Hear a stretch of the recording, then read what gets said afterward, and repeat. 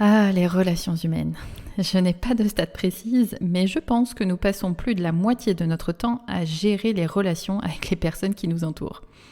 Ce qui va faire la différence dans la manière dont va se dérouler la relation, c'est la façon que nous aurons de communiquer avec l'autre et la posture que nous adopterons. Aujourd'hui, nous allons observer en particulier les situations où tout semblait partir d'une bonne intention et a fini pas comme on l'attendait. Car nous ne sommes pas des baguettes magiques pour les autres. Bonjour et bienvenue dans le Happy Brain Show, le podcast dédié à la santé mentale et à son impact dans toutes les sphères de nos vies. J'y parlerai de neurosciences, de thérapie, d'approches innovantes et scientifiques, le tout avec une touche de fun parce que je suis comme ça.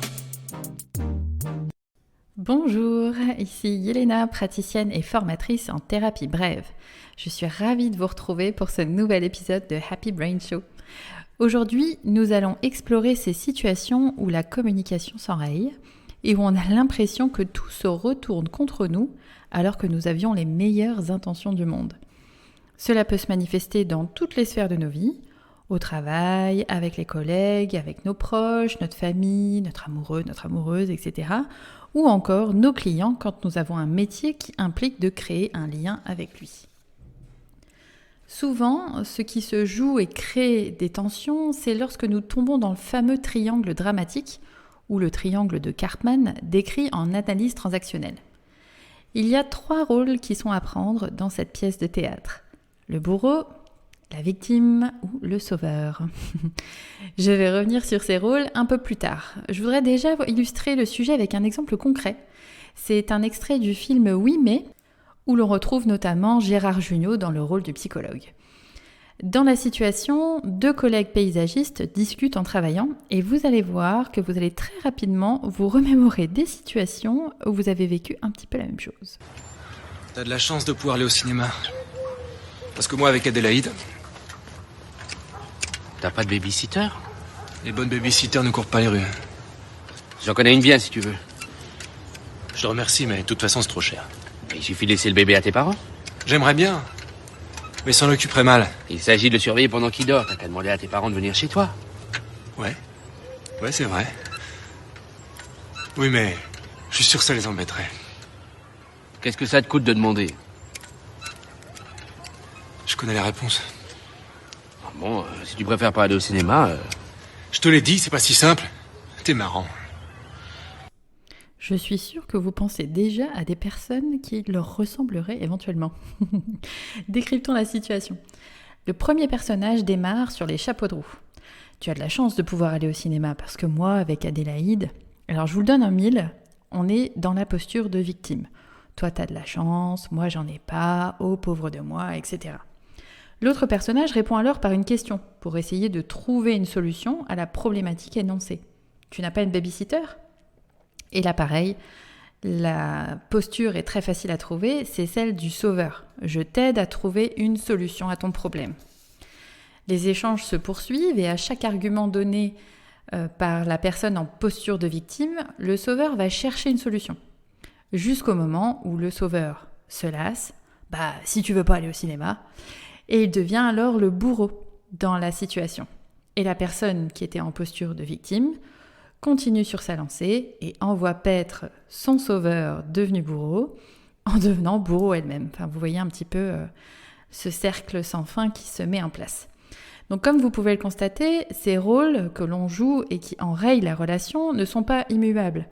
La victime ou le sauveur peuvent devenir bourreau dans le même échange, le même événement. Et tout se joue de manière complètement inconsciente. Explorons un peu chaque rôle. Commençons par le rôle de la victime.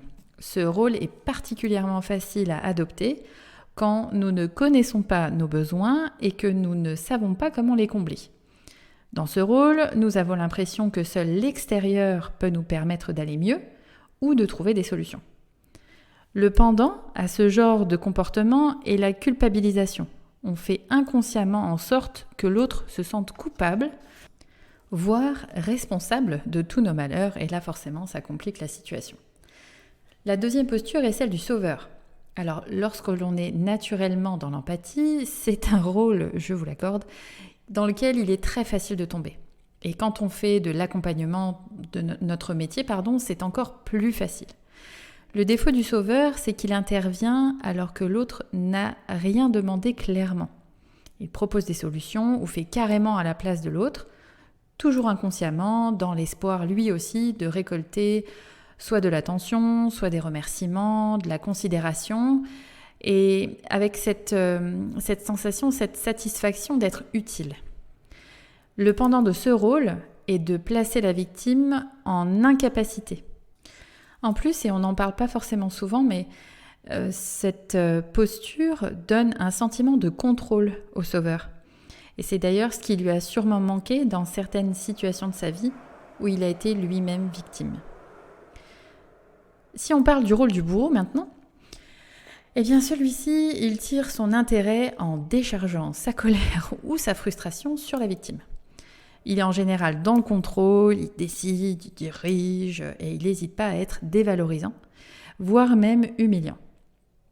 Un bourreau, comme nous l'avons vu dans l'extrait du film Oui mais tout à l'heure, il peut également être un sauveur agacé, qui, parce qu'il ne sait plus comment aider, adopte la manière forte et il va ainsi devenir plus rigide et plus du tout dans cette posture de sauveur. Il se peut aussi que le bourreau, ce soit une victime qui se met tout à coup en mode protection ou vengeance, et là, du coup, ça fait des étincelles. Alors, je suis sûre que vous êtes reconnus dans chacun de ces rôles. Et vous allez me dire, c'était marrante, Yelena, mais comment on sort de ce triangle infernal qui pourrit les relations ? Alors, je vais vous donner 3 notions qui peuvent vous y aider. La première, c'est d'apprendre à vous observer vous-même.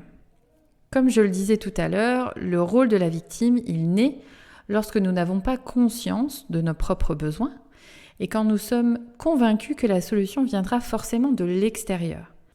Alors au début, c'est pas forcément facile d'apprendre à s'observer, comme le dit Robert, de mettre le projecteur sur soi.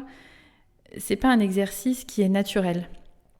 Donc ça demande de prendre un peu de recul parfois sur la situation, comme je le disais dans l'épisode précédent, d'apprendre à respirer, à se réguler et surtout à analyser un petit peu et garder en tête qu'on est acteur de nos vies. Bien souvent, les personnes qui se positionnent en victime, par exemple, ont toujours l'impression que la vie, elle leur arrive, elle leur tombe dessus, comme s'ils étaient des jouets en fait dans les mains du destin.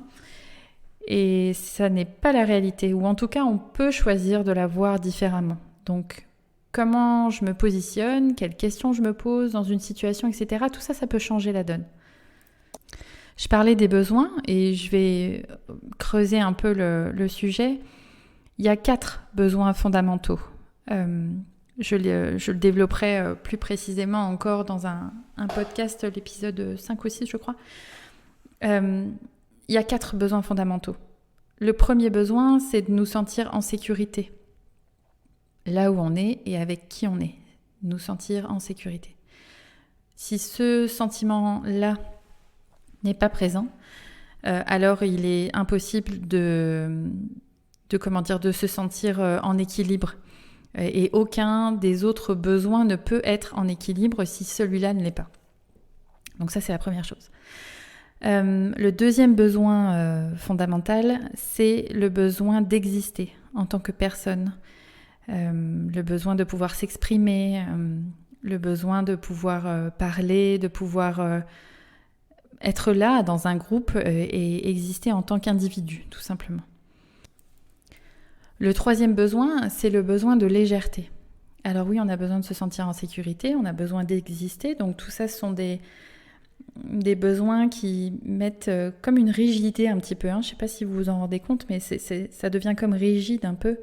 Je suis en sécurité, j'existe, il y a comme une tension qui se crée et on ne peut pas rester comme ça tout le temps. Donc on a un besoin vital de légèreté et de pouvoir voir la beauté du monde partout.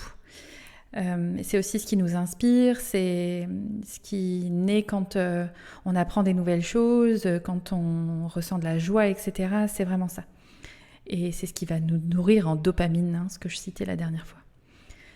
Donc ça, c'est le troisième besoin fondamental. Et le dernier, c'est notre besoin de créer du lien avec les autres. Nous sommes des êtres sociaux, définitivement, même si parfois on a besoin d'être seul pour nous ressourcer, l'un n'empêche pas l'autre. Mais on a vraiment ce besoin de lien avec les autres. Donc juste en analysant un petit peu la situation parfois, eh bien simplement se demander dans la relation avec l'autre, ok, lequel de mes besoins n'est pas comblé dans la situation, ou quel besoin est blessé, parce que parfois il peut être blessé carrément et pas juste comblé. Dites-moi si vous ne faites pas tout à fait la différence entre les deux, mais quand je dis pas comblé, c'est-à-dire qu'il est à nourrir, et blessé, ça veut dire qu'il a été endommagé. Donc voilà. En tout cas, posez-vous la question dans la situation. Qu'est-ce qui se passe ? De quoi vous auriez besoin ? Ça, c'est vraiment la question magique. Et avec les personnes avec qui j'interagis, c'est vraiment la question qui marche à tous les coups. De quoi tu as besoin ? Et hop, tout s'apaise et la personne réfléchit et tout s'éclaire en fait. Donc quand on revient à ça, ça simplifie tout de suite la relation. Donc ça, c'est la première chose. S'observer et apprendre à se connaître et à connaître nos besoins, ça déjà, c'est primordial. La deuxième chose, c'est apprendre à écouter et juste écouter. Pas écouter pour répondre, pas écouter pour analyser, etc. Juste écouter, être une oreille attentive pour l'autre. Alors c'est un sujet que je développerai davantage lors du prochain podcast qui sortira le 18 septembre. Et donc c'est une interview avec Robert Savoie, et où on parle justement de cette notion d'écoute pleine et attentive et de tous les effets positifs que cela peut avoir. Donc je vous invite à vous connecter le 18 septembre. Donc voilà, essayez simplement, essayez d'écouter simplement la plainte, par exemple, de la personne qui vient vers vous et qui peut-être aura une posture de victime. Donc écoutez simplement la plainte en ne vous autorisant à répondre que « je comprends » ou « je t'entends ». Et vous allez voir que ça va couper instantanément ce triangle infernal. Ce que ça vous permettra aussi d'éviter, c'est d'éviter de mettre les besoins des autres avant vos propres besoins. C'est-à-dire que vous-même, on parlait de la nécessité de se connecter, etc. Quand on est dans ce rôle de sauveur et quand on est dans ce rôle-là, en plus en tant que professionnel, eh bien souvent les besoins des autres deviennent prioritaires. Et c'est là qu'on s'épuise et c'est là qu'on devient moins efficace. J'aime toujours beaucoup prendre l'image dans les avions du masque à oxygène. Quand on vous présente le masque à oxygène, on vous dit de mettre d'abord le masque sur vous avant de vouloir aider, et même si ce sont vos enfants qui sont à côté de vous, la première personne sur laquelle vous devez mettre le masque, c'est vous-même. Si vous ne le faites pas, il se peut que vous n'ayez pas assez d'air pour pouvoir le faire pour les autres. Donc la première personne, c'est vous. Donc ça n'est pas être égoïste, c'est simplement, avant de se dire qu'on a les épaules pour pouvoir aider, contribuer, etc., c'est d'abord d'avoir des épaules et d'être solide sur ses deux pieds. Si vous restez dans cette posture de sauveur en faisant passer le besoin des autres ou les besoins des autres avant vos propres besoins, c'est là que vous allez passer de sauveur à victime, avec des phrases comme avec tout ce que j'ai fait pour toi, ou encore oui mais j'ai mis ça de côté pour toi, etc. Donc là on tombe à nouveau dans la victimisation et du coup la culpabilité pour l'autre, et pareil, c'est ce qui va vraiment polluer la relation. Donc ça, c'est la deuxième chose. Et la troisième chose, je dirais que c'est se responsabiliser ou laisser la responsabilité à l'autre. Alors je vais vous donner un autre exemple que j'ai vécu il y a quelques temps. Donc c'est une de mes clientes qui arrive en séance, et c'était la 3e ou la 4e fois qu'elle venait me voir. Et comme toujours, je démarre la séance en lui demandant comment elle se sent aujourd'hui et qu'est-ce qu'elle a pu observer depuis la dernière séance. Et sa réponse a été alors la séance que tu m'as faite la dernière fois n'a pas marché du tout, il n'y a aucun changement. Alors, je vous avoue que ça pique un peu à entendre, hein, donc j'étais bien contente sur le moment de savoir me réguler rapidement.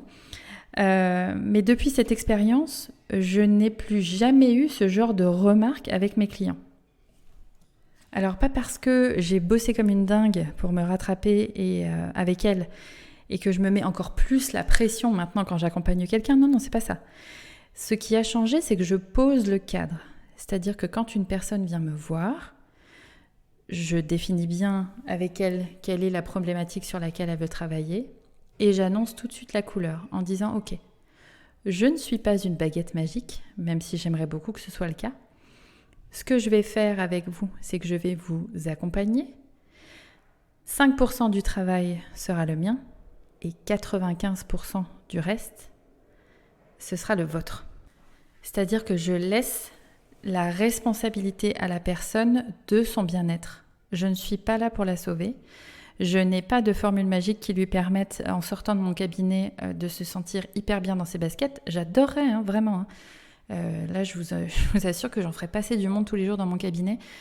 Mais c'est pas comme ça que ça se passe. Comme on a pu l'évoquer dans le premier épisode, travailler sur soi, ça demande du temps, ça demande de la patience, ça demande de la douceur avec soi-même aussi. Faut pas forcément que ce soit dur absolument, etc. Mais ça demande du temps. Et il n'y a rien de magique dans l'accompagnement. Donc oui, j'ai des outils qui sont puissants, j'ai des outils qui permettent aujourd'hui de vraiment évacuer des grosses charges émotionnelles, de pouvoir créer des nouvelles connexions neuronales pour que la personne ne retombe pas dans des comportements qui soient nocifs pour elle, etc. Il y a plein de choses, évidemment, avec la méthode qui se passe. Ça, c'est indéniable. Par contre, l'entretien de ces nouveaux schémas de connexion, c'est comme je le disais la dernière fois, l'idée, c'est de pratiquer ensuite, de pratiquer le ressourcement émotionnel, de se connecter à ses émotions, de les écouter, etc. C'est impossible pour moi de traiter une problématique, de traiter d'une problématique même, avec une personne, et puis qu'ensuite elle n'entretienne pas le travail qui a été fait, ça ne fonctionne pas. Donc voilà ce que j'ai changé dans ma manière d'accompagner. Aujourd'hui, je pose le cadre et je dis clairement que le changement sera là si la personne veut que le changement soit là. S'il n'y a pas de décision claire qui a été prise par la personne en disant « Ok, là, ça, j'en ai vraiment marre, je veux que ça s'arrête et je suis prête à faire des choses, à mettre des choses en place pour que ça change. Ok, là, on va pouvoir travailler ensemble. » Mais je n'ai pas l'entière responsabilité du succès ou non de ce qu'on entreprend comme travail ensemble. Donc voilà, je sais que ça peut faire un peu mal aux oreilles, ce que je vous dis là, mais c'est pourtant la réalité. On est tous responsables de notre bonheur. Je vous entends grimacer, je vous entends jusqu'ici. Alors la première fois qu'on me l'a dit, j'ai pas aimé non plus, je vous avoue.